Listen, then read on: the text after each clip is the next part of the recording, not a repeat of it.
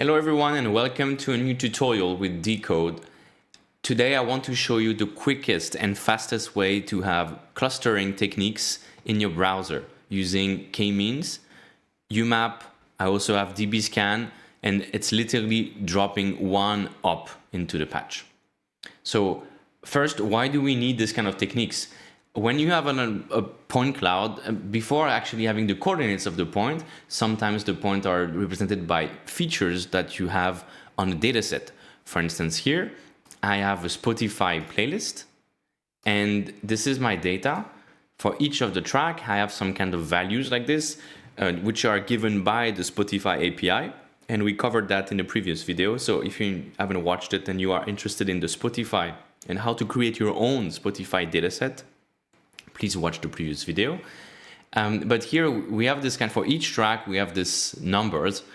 And what we would like to try is to extract these values and organize the points visually so that similar tracks are grouped together. That's the whole purpose of clustering points according to similarity. So this is our dataset, and we just have a few, like a bit less than 200 songs.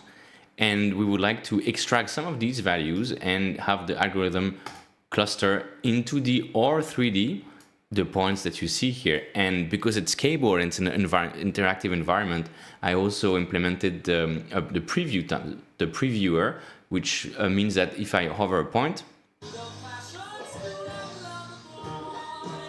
you should be able to hear the tracks, which is pretty cool. So we can play with this and have a better experience, I would say, than simple, like something that you would do in Python on the back end, and then it's actually quite difficult to click and listen to the tracks. Here, it cannot be simpler. It's literally, as you can see, just a few blocks that we put on the patch, and we have both the visualization as well as the viewer, like the music player in a way. So I hope you get excited by this, and without further ado, let's try to recreate this dataset. The only thing that I would like to download is the file, so that we just get this playlist again, and we start from the same basis. So let's create a new patch, and you will see that I created tons of ops that hopefully will be or may be already included in the standard cables by the time you watch this video, and see what we get. So first thing, okay, we have the main loop, and we know we want to upload some data. So I'm gonna go here on files. I'm gonna drop the file I just downloaded, put it here again. It's here. It's called playlist 1, which is a bad name. So just for my OCD, I will rename this to playlist. Okay, all right. I click on playlist, I click on the op, automatically it gets here, automatically downloaded. It's a nice JSON file. So again, if I click here, I can inspect the dataset. And we have for each track, basically Spotify information, like the ID of the track, the name of the track, the artists, the duration in seconds, the image, the preview URL. So this is what we're gonna use to actually listen to the MP3, which is a 30-second extract, and all the data that we need here. So the first thing we want to do is to extract some values. And what if we could have an op that would extract not only one value, but many values at once? So I've developed this op, which you could simply do by going here again, inspecting with the gear and picking the values you want and then group them again. But I thought we could also create an op that would automatically pick the keys that we want, which is also a nice, I would say, it's just the ease of life basically, so that it's simpler and less ops. And the first thing we want to do, so like let's try to pick some of the ops. So as I said, I could just simply get here. And first we need to convert this big object, which is actually an object, to a list. So the first thing is going to be an object to array, because don't forget that an array in JavaScript is also an object. So it's valid, but here we want to work with an array. So I have this array here, and each entry now is an object.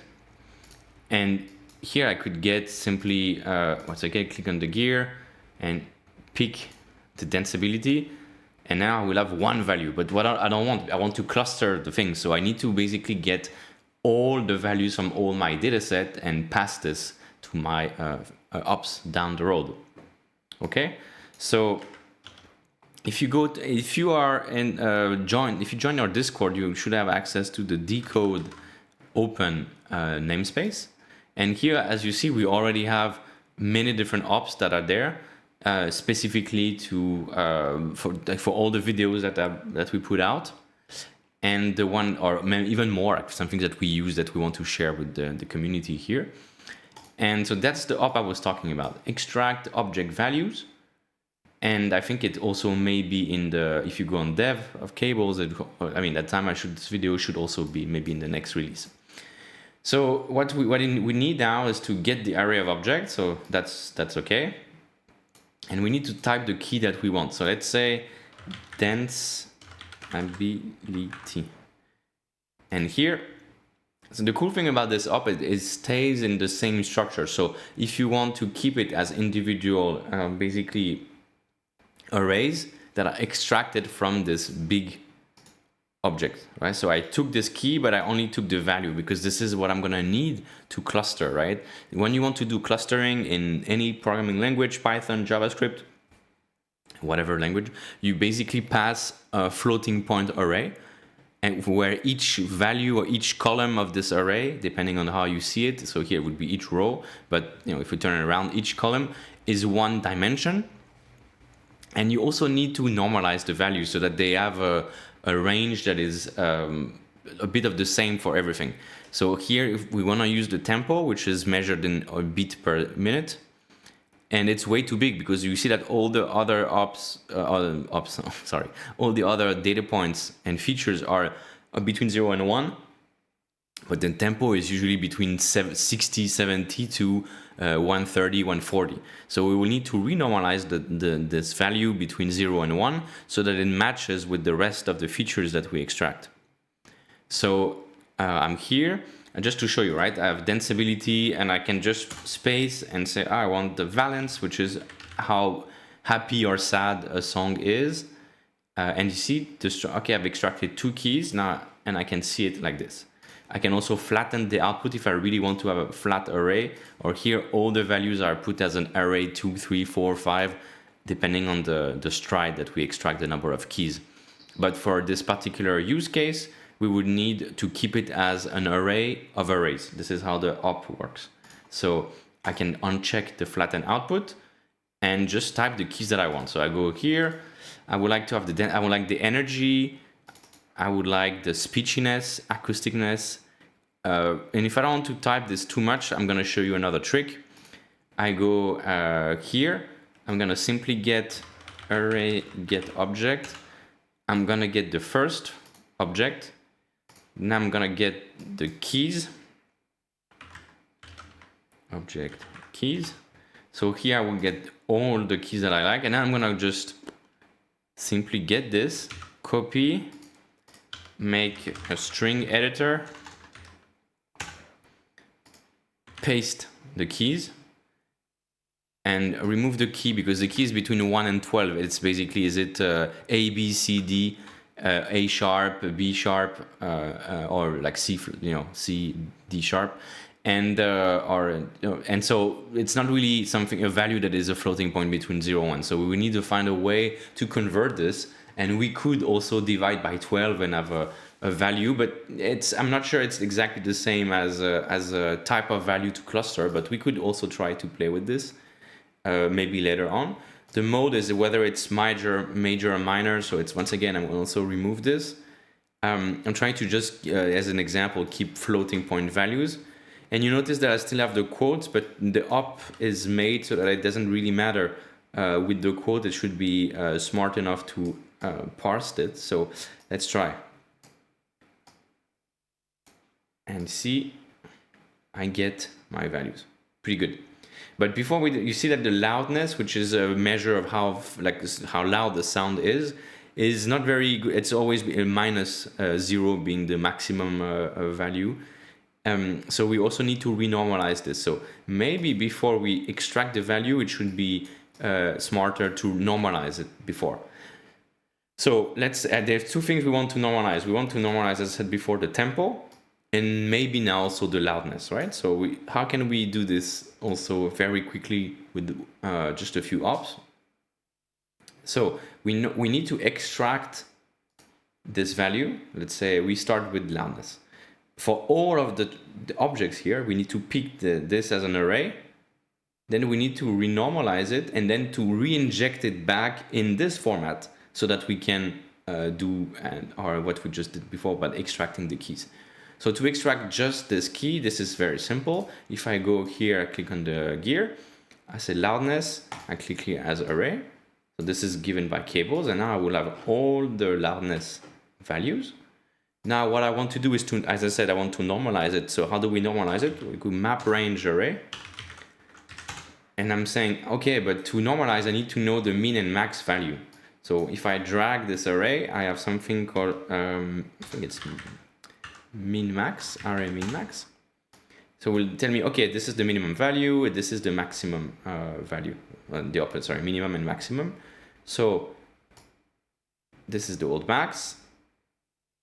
This is the old min, and I'm re-normalizing this between 0 and 1.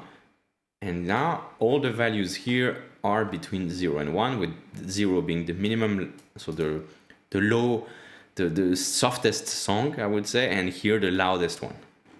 Usually it's metal or very compressed electronic music.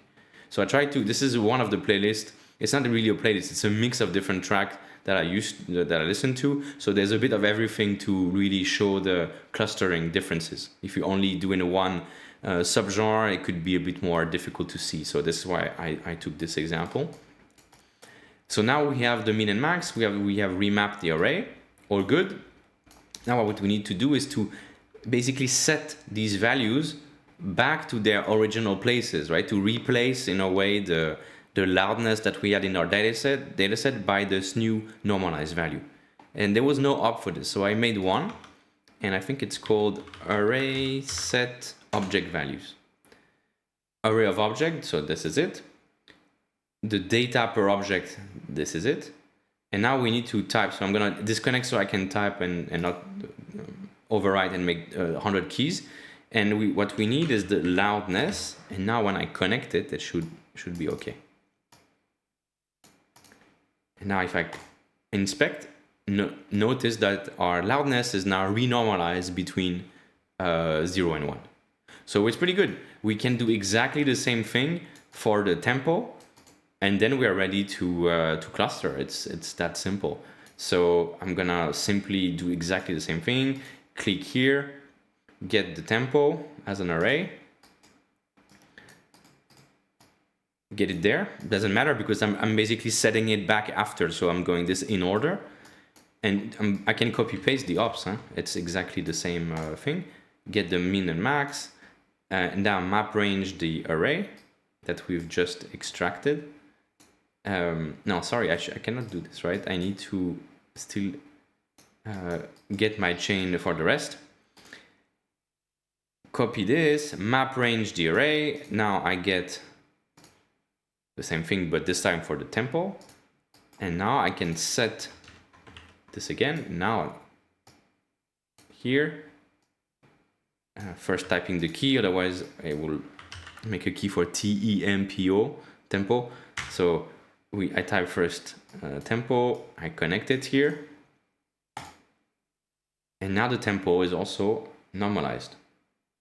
Very simple. The only thing that I need to do now is to extract here, verify that we also have what we just want. So tempo that we didn't have before, connect it here. And now we have our data set. Basically, this is the values we need for the clustering. That's it. So if you already have pre-normalized value, it's literally one up. We're there.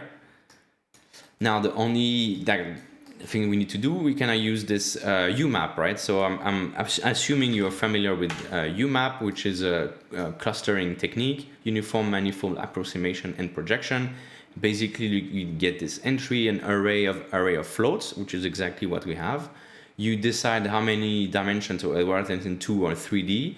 And this is a parameter you need to, it's machine learning techniques, right? So it will give you a different result every time, and you can modify a bit of the parameter, but depending on the initialization, you may find a good or bad a projection. But let's say we have a very small data set, so this is a bit too much in terms of neighbors. If you put too much neighbors, all the points are going to be basically equally spaced, and we want to get clusters. If you put too little, then they're going to be also a bit not very clustered together. So this number of neighbors, which is one of the main parameter of this visualization technique, needs to be tuned according to the dataset. So we can start with 5. You can check normalize output, because this is where we try to rescale the data, because there is no guarantee when you do UMAP that the range is going to be a range that is suitable for cables, which is usually between -1 and 1 in 3 different axes. So what we do here is that we try to normalize the value by taking the biggest of the range. So the point that are the furthest away in one of the directions, and then try to rescale according to this. So it still keeps the shape as we want, but in a better range, I would say. So we have to also fiddle a bit with this. So if we click here and we get an array, we need to first be able to visualize anything. So before running UMAP, let me recap how we do this very simply. First, we put the material to be able to color. Now we need to make basic shapes. So it could be a circle or a cube, but let's say it's a circle to illustrate the point. Okay, now we put this to white because we're going to assign the color differently for now. We uncheck render mesh because we don't want to render this as a shape. We just want to get the geometry of the circle, and we're going to use this mesh instancer, which is a way to replicate a shape many times. And now we need the position. So I'm going to save this, and we can see if with this UMAP value, if we can just simply click to run it. So clicking this, I get already the data suitable for our cables.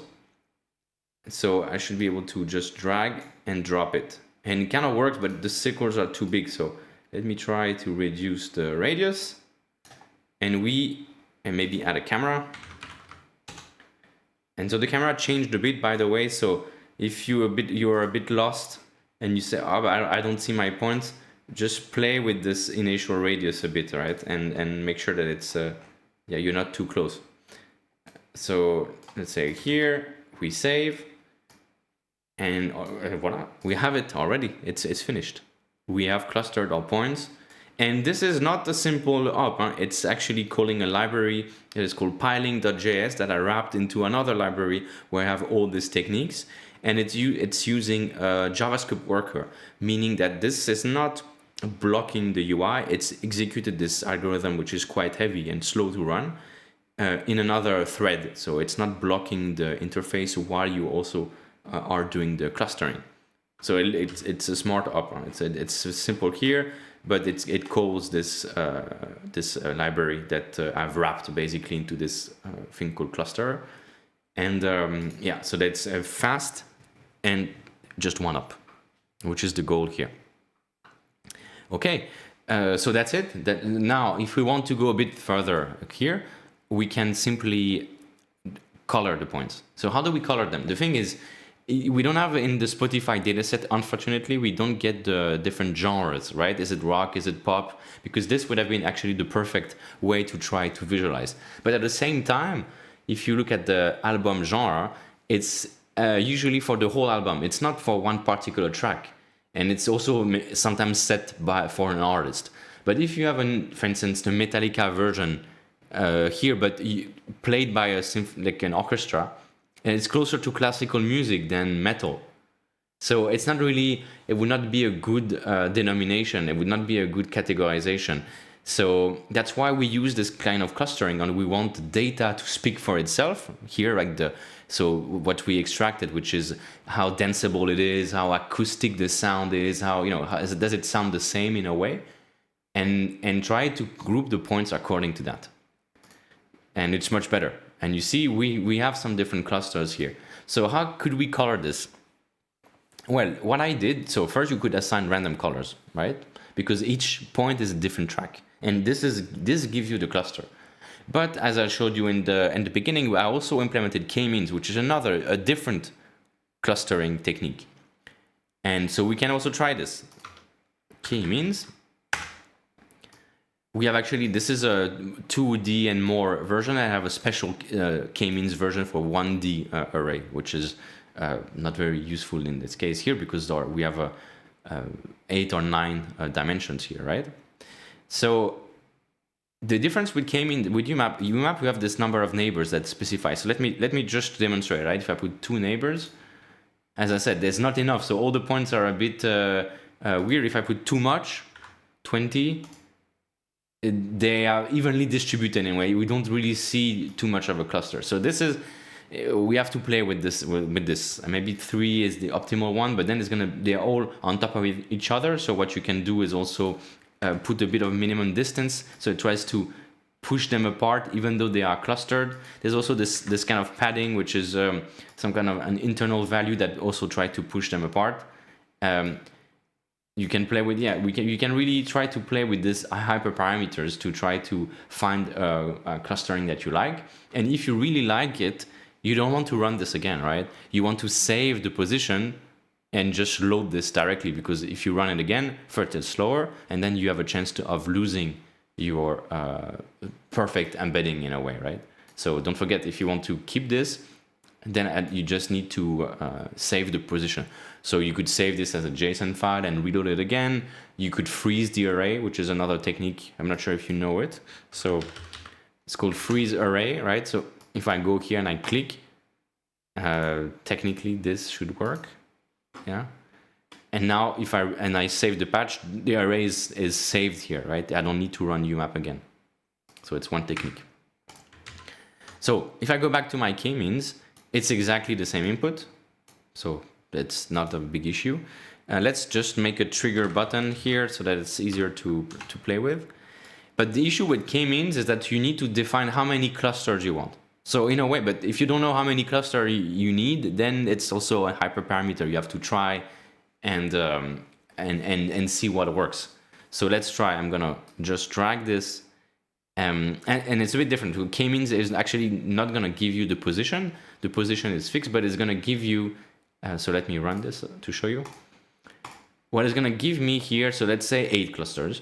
It's gonna give me the position of the centroid, which is basically the point, the middle point of each cluster.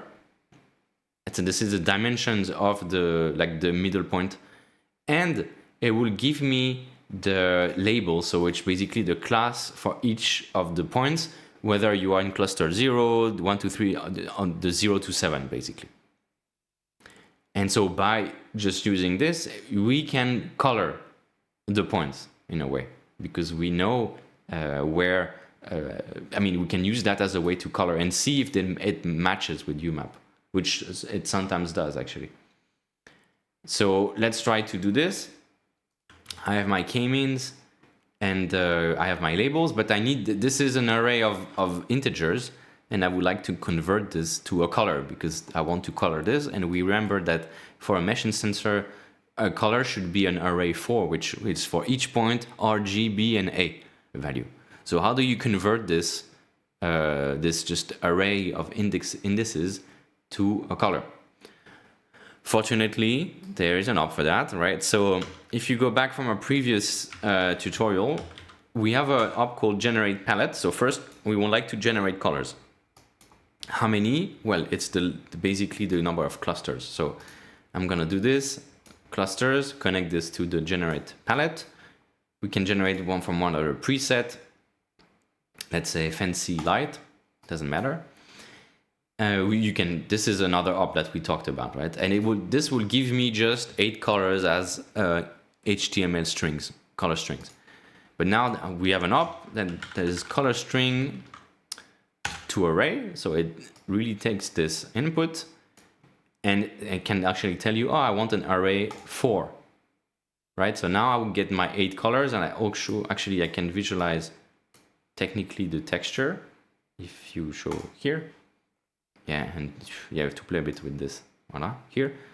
So this is my color palette, but I can change, right? I can do any color palette I want. I can actually create my own when you custom here. So I've talked about this in the introduction to cables video, but let's say in this one, it's fine, different colors. Now what I need to do is to, for each of the index that I have in my labels, 0, 1, 2, 3, I need to pick the right color here and recreate an array that is by picking the index and this one. So if I remember correctly, it's called array, what is this? Pick, get values by index array. I want to get the values of this guy by an index array, which is here my labels. So my indices are here, and the stride is 1 because this is just an array of one color. Is it 1 or is it 4? Let's see. I think it's 1 because it's 1. I mean, no, depends. Either we use it after and we pick 4 values, or what we do is we could simply pick from here first, generate this big color array, and then convert everything to a texture, which is basically the same. And see, so that's going to be the colors for all the nodes. Okay. So I have my nodes. Now I can simply drag and color here. And we see that it sometimes it matches, or in this case it doesn't really, right? It's not, the colors are not the same, but we don't have the same number of clusters. So maybe we try to go back here and try 10. And you see, when I put more, like a higher value in neighbor, it's closer to what K-Means would put together in a way here. So that's one way to do this. There's also in UMAP, you can have a specific an option, or you specify already the labels, and it will basically help do the clustering. So if I just drag the labels here, click fit, you see how now it really creates a visualization, and it forces in a way to, because it's supervised learning, to group points together according to clusters. But here you have to make sure the clusters that you extract are really good, and you don't really know, right? So this is just an approximation. And so it looks good here on screen, but it doesn't mean that all the blue points are exactly matching. So that's why I would recommend not to have this here, and let UMAP do it, do his job, and then try to visualize using K-Means. Play a bit with these settings. These are completely a bit out of the scope of the tutorial here, and it's really machine learning related. So maybe if you guys are interested, I can do more in-depth machine learning visualization stuff. But just to show you that it's that easy. We have the 2 ops if we want to. And now if the only thing we would need to do is either to visualize maybe the name of the track when you hover it. And if you click on it, also play the song. So to do both, we need a way to be able to pick things. So how does it work? We have 2 techniques, and also I've talked about this previously. Either you make an object into like a word simulation, and you shoot a ray from the mouse, like a laser from the mouse to the object, and if it blocks, if it bounces off the object, because don't forget that this object can be in 3D, right? So it's a bit more complex than just a 2D plane. Right? If you have a mouse, it could bounce off the object and say, oh, okay, we touch an object, so we will shoot a ray and it's there. But there is a faster, like much faster way, because this is a simple shape. So what we can do is only basically make a screenshot of this view here and check the color of the pixel that we have below. But instead of having here like groups of colors, each node will have an individual color, so that when you pick the color of this node, you know which index it is, and then you can map back to your data and find which value you picked. Fortunately, this is there's a workflow in Cable, so we don't have to do it manually. And so I made an op for this, which is a sub-patch op called render with picking. So first I'm gonna try to put it, and I'm gonna switch to dev here, because there's a I mean, I think it's being fixed, but let's see.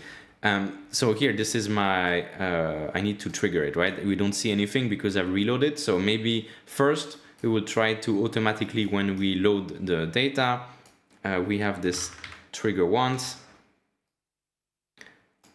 And we make sure, I mean, not even trigger once, because we could trigger with that and the data has not been processed yet. So what we could do instead is do this. We're gonna say if the object, so it's gonna be trigger on array change. Trigger on array change, trigger, it's the same thing. When this guy changes, then I'm gonna give you back the array and I'm gonna trigger the thing. And because this, when it finishes, if I need both, I can also simply connect one to the other here and take the array there. So first it runs K-Means, when it's finished, it runs UMAP and then continues and set the data. So let's try again. I'm saving, I'm reloading the patch and I have my points. All good. If I want my points to always face my camera, I can go in the mesh instance here and check the billboarding, which is irrelevant of where you are. I'm always trying to face the camera, which is good because it means I don't need to have a sphere here. I can have a simpler geometry, maybe reduce the complexity of the nodes because we don't really see the difference there. So less segment to draw, but they always face me. So I don't, yeah, it's pretty cool. I'm saving the patch again. Now look, I'm gonna do render with peaking, put it there, and nothing changed. But now look, this up, what it does, it gives you two things. Whether when I put my mouse over something, it tells me whether true or false I have hit something, and which index. So basically, this is the array that we put as a position, like which number, which instance number I'm picking. So what I can simply do here is create a variable called data, right? So I set this data and now I can get, let's say I'm getting the data. So array get object, I'm picking the index. And if I hover it, and I can also do a viz object here. So for you to see, so if I move this, you see that I'm moving the data. So it works, I'm picking individual points here. Now, the issue is that when you have your mouse outside, by default, it gives you index 0. And it's not, I mean, it's fine here, but we don't want to display something if we didn't really pick. So we need to visualize this and make sure we gate the visualization by this viz boolean here to make sure that it's really working when we need to and not always picking when you just are in the background anyways. So, okay, done. Now, if you want to have more detail, how does this work? I'm not gonna leave you hanging. I'm gonna explain this. So, as you see, this is cables op. It's not me creating a new thing. You can wrap any ops into a sub patch and then you can share the sub patch as if it was an op that you coded, right? The whole trick is this render to texture. So what it does is that it's basically drawing everything that we have into texture, and then we define how many output texture we have. The default one is called the beauty path. So this is what you see here. The regular points with the textures, like and the shaders, like that everything that you see normally if you don't put this up. Now the other texture that I'm putting is this material ID, which is basically another texture that we can visualize here, simply there. So don't pay attention to this, but it just shows you that, okay, this is a texture and it's a float 32. So I'm encoding the different value for each of the point in this image. And now what I'm gonna do here is I'm using an image the same size and I'm picking with my mouse position from 0 to 1 here. I'm picking the index, the color of the pixel at this particular index. So my mouse, I'm putting it here, picking the color of this point, taking this, so this is gonna give me a texture again. And then I'm gonna put it inside here. And now say, okay, I'm making this big texture. Actually, I don't need to make it that big. I could really lower the resolution here because I mean, there's going to be an approximation, but if you want to play with performance, you could also reduce the size here. And so now that I put this, I can visualize this again to show you, right? So I'm picking literally this. Okay, don't pay attention to the color here. Just notice that it looks different when I pick different points. And now here, I could even try to, let me try to do something like this. Does this work or not? To put a 1, because I don't need the texture to be very big. I just need to make it 1 pixel so I can pick it. Right? And now look, I have different values that I can pick. You see, I picked the green channel, so it depends a bit on how you make the up, but I mean, how you make the scene, but check the red. Red is basically all this mesh instancer is going to be 20. And each individual green pixel is going to give you the index. So 0 when I pick. So what I'm saying is pick this 1 pixel value and now take the green channel. If the red is above 0, it means I've hit an object, because this is 20, but it could be anything. And I just take the green value, I round it because it's supposed to be an integer. And now I use that as the index number. So that's all there is to it. It's this kind of setup that you can now reuse if you don't want to pay attention to it and you don't care. It's called render with picking. And I'm basically taking the texture again and putting in a full screen rectangle at the end.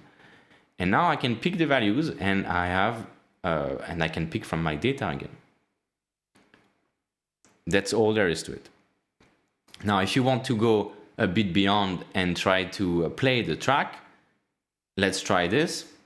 Just for fun, we need, it's called a buffer array, audio buffer. So this is where it's like a texture. It's exactly the texture, but for sound. You put an URL or a file and it will load this. And then when it's ready, you can use an audio buffer player with play, start, and then you can also have something of a mixer as an output, just general sound output. And now you can play with the volume and mix it. So how do I get the URL? It's simple. If I'm in my object, it's called preview URL. So I can just click here, preview URL, get this as a string, connect this as my audio buffer. But as I said, to make sure I don't want to play something when I'm not in the patch, right? So I can also make sure that I gate the object or I gate the string, right? So if I do gate string, I'm saying, don't pass the string to the next guy unless I check this. So if I click custom and I put nothing, then the audio buffer has nothing, so it should not play. And whether I want to go through the gate is with this pass-through value. So let's check again. I'm here, doesn't do anything, but if I hit something, now it loads the track and we should be able to hear it if you activate the sound.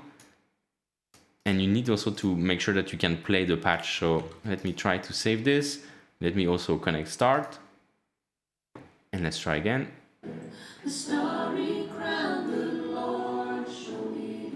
Works. A bit of salsa for you. I don't know what this cluster is.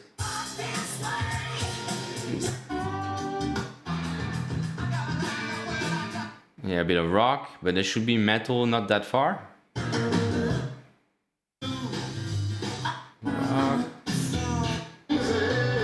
So of course now we cannot really see because we don't have the name. So this is something that is also missing from our patch. Let's simply try to get the names of the track and display them so we can have a better idea of what's in our dataset. Because I realized that I know these tracks because these are my tracks, but you don't know them, right? So simple. If we got the URL, we can get anything else. So we could also get the name and the artist, right? So I can click here, get artist as an array because it could be one of many artists. And I also can get the name of the track here. And now I have both. I have the name, and so I can make simple. I can make a text match if I want to go quick. I can also make a div to make something a bit more stylish, but it doesn't matter. Let me try to do this. Not here. I need to put it below. And let's try. I mean, if it was me, I would actually do a div, right? So because then you have a crisper text and it's always on top. So maybe let's try to do the right way and do a div. But if you want to do so, we've seen this, right? You just put a div element, and by default it's there, and I can write anything I want. Sure. So I can replace that and just take the name. So if I just drag and put the name, at least I should have the names of the track. And once again, I need to gate the string. But technically, if I gate the object, it's a bit better because everything that we have here basically comes from the object. So instead of gating 3 times, I can go simply here, gate object, which is exactly the same thing, and say you get me, but only if I have hit a real object. So I'm gonna take it back, hit, pass through, and remove the gate string. And now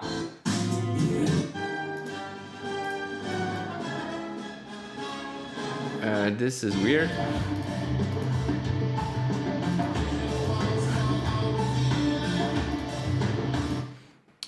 And the gate is not working because then it should not go through.